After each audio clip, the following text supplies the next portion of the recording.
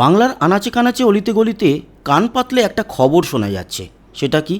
তবে কি রাষ্ট্রপতি শাসন জারি করে বাংলায় হতে চলেছে 2026-এর অ্যাসেম্বলি ইলেকশন? হ্যাঁ, চিন্তায় কিন্তু শাসক দল। চিন্তায় নেই অবশ্য বিজেপি, কিন্তু যদি হয় রাষ্ট্রপতি শাসন জারি করে, তবে আঙুল উঠবে বিজেপির দিকে। আবারও তৃণমূল কংগ্রেসের তরফ থেকে বলা হবে রাষ্ট্রপতি শাসন জারি করে ভোট করা হচ্ছে, এর পেছনে বিজেপির কলকাঠি নাড়ানো রয়েছে। এই সমস্ত বিষয় কেন আলোচনায় আসছে বন্ধুরা, চলে এলাম সেই বিষয় আপনাদেরকে অবগত করতে।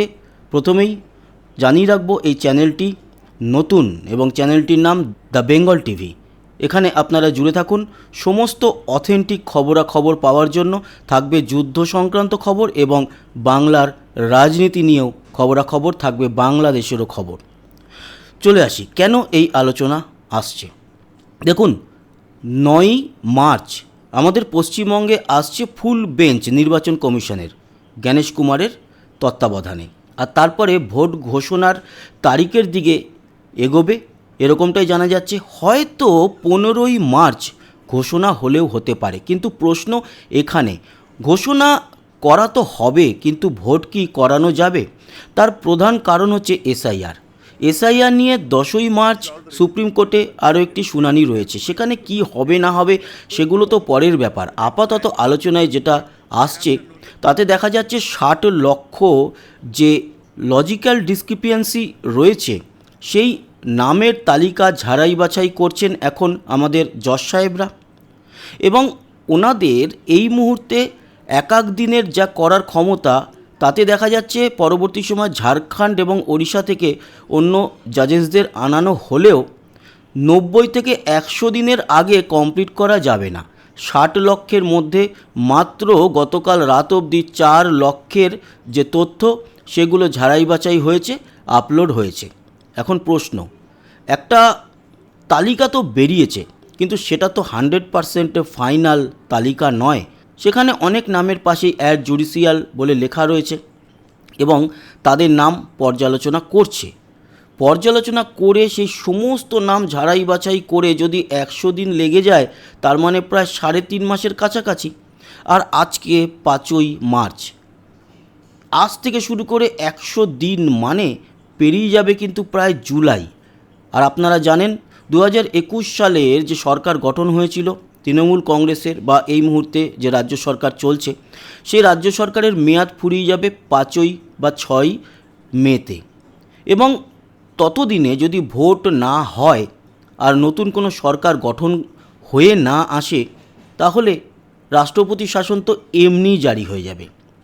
সেখানে মমতা বন্দ্যোপাধ্যায় সহ তৃণমূল কংগ্রেস এবং এই রাজ্য সরকারের যারা সাপোর্টার রয়েছে, তারা প্রত্যেকে একটাই কথা বলবে, ওই তো বলেছিলাম এসআইআর এত সংক্ষিপ্ত সময় হয় না। কিন্তু আমরা জানি এই এসআইআর আরও অনেকগুলো রাজ্যে হয়েছে, সেই রাজ্যগুলোতে কোনো সমস্যা হয়নি যত সমস্যা হয়েছে আমাদের এই পশ্চিমবঙ্গে।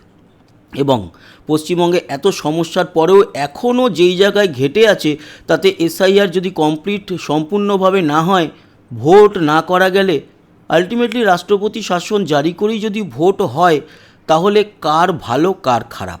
দেখুন, আমরা অন্তত জ্ঞানত রাষ্ট্রপতি শাসন পশ্চিমবঙ্গে দেখিনি। হ্যাঁ, 1984 আগে হয়েছিল একবার ইন্দিরা গান্ধীর আমলে, তখন আমরা আর কতটুকু বা অনেকে জন্মাইনি।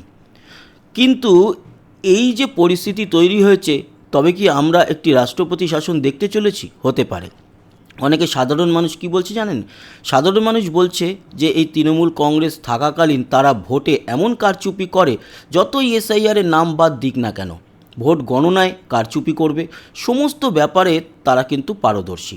ফলে তারা না থেকে যদি রাষ্ট্রপতি শাসন জারি করেই ভোট হয়, তাহলে আশা করা যায় খানিকটা হলেও স্বচ্ছ হবে আগের ভোটের থেকে বাংলার এই নতুন বা 2026-এর ভোট। এখন কঠিন প্রশ্ন, দেখা যাক।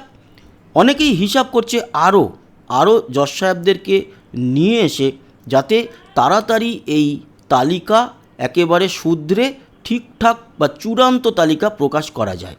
চূড়ান্ত প্রকাশ হয়েছে, কিন্তু সেটা তো চূড়ান্ত নয়, আপনারা ভালো করেই জানেন। প্রশ্ন কিন্তু অনেকগুলো থেকে গেছে। এই জায়গায় দাঁড়িয়ে 9ই মার্চ এই যে ফুল বেঞ্চ আসছে নির্বাচন কমিশনের, ওনারা আমাদের পশ্চিমবঙ্গের যিনি সিইও আছেন ওনার সঙ্গে কথা বলে মিটিং করে কি ডিসিশন নেন। তবে কত দফা ভোট করাতে হবে বা করানো যেতে পারে সেই বিষয় নিয়ে আলোচনা করুক। করার পর মনে হচ্ছে বেশি দফা হবে না। গতবার যেরকম 7 দফায় ভোট হয়েছিল, এবার হয়তো 1 থেকে 2 দফা বা ম্যাক্সিমাম হলে 3 দফায় ভোট হবে। কিন্তু তার জন্যও তো একটা মিনিমাম টাইম পিরিয়ড দরকার।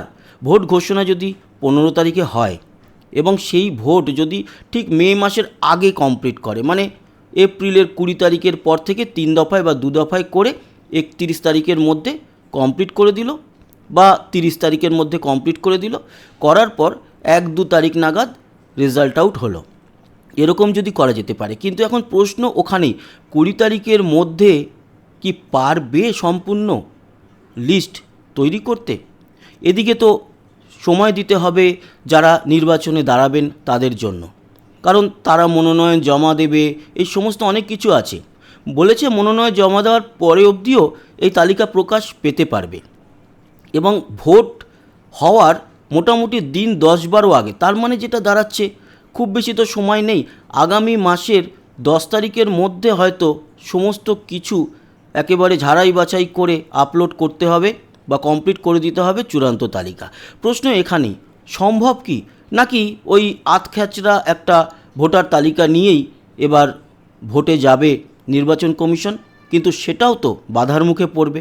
কেউ কি মেনে নেবে যে 60 লক্ষ নাম, ততদিনে হয়তো 30 লক্ষ কমপ্লিট হয়ে যাবে, 40 লক্ষ কমপ্লিট হয়ে যাবে, তাও হয়তো 10 লক্ষ, 15 লক্ষ বা 20 লক্ষ বাকি থেকে গেল। সেই বাকি থেকে যাওয়া লোকগুলোকে নিয়ে কি সম্ভব হবে? এটা দেখার আছে 10ই মার্চ যে আমাদের সুপ্রিম কোর্টে এই এসআইআর সংক্রান্ত একটা শুনানি রয়েছে। সেই শুনানিতে আমাদের জজ সাহেবরা কী বলেন। খুব অবস্থা কিন্তু একেবারে অন্য দিকে যেতে চলেছে। আর এই 2026-এর ভোটটা সত্যি কথা বলতে আমাদের এই ইতিহাসে যতগুলো ভোট হয়েছে তার থেকে অন্য রকম হবে এবং হতেই হবে। তার কারণ যেরকমটা আপনারা দেখছেন, এর আগে কিন্তু সেই 2002 সালে এসআইআর হয়েছিল। সেই সময় এত গণমাধ্যম ছিলই না, অনেকে জানতেই পারেনি এসআইআর হচ্ছে। আর এসআইআরটা এইভাবেও হয়নি, তখন এসআইআর হয়েছিল খুব সাদামাটাভাবে।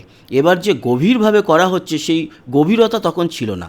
এই গভীরভাবে করার পর অলরেডি আপনারা জানেন 58 লক্ষ প্লাস 6-7 লক্ষ বাদ যাওয়ার পর মোটামুটি 64-65 লক্ষতে দাঁড়িয়ে আছে নাম বাদ যাওয়ার তালিকা।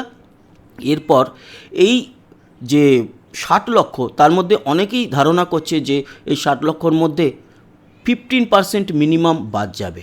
তো 15% বাদও যদি যায়, সেই সম্পূর্ণ কমপ্লিট করে ভোটার তালিকাটা আলটিমেটলি কবে রিলিজ হবে সেই নিয়ে প্রশ্ন। আর রিলিজ না হলে ওই আতখ্যাচড়া নিয়ে যাবে কি না, আর যদি না হয় তাহলে তো যতদিন না কমপ্লিট হবে আমাদের ভোটের জন্য অপেক্ষা করতে হবে। আর ভোটের জন্য অপেক্ষা করতে করতে মে মাসের 5-6 তারিখ পেরিয়ে গেলে রাষ্ট্রপতি শাসন। আপনারা জানাবেন আপনাদের মতামত। যাওয়ার আগে আবারও বলছি, সমস্ত খবরাখবর আপনাদের দিতে থাকবো এই চ্যানেলের মাধ্যমে।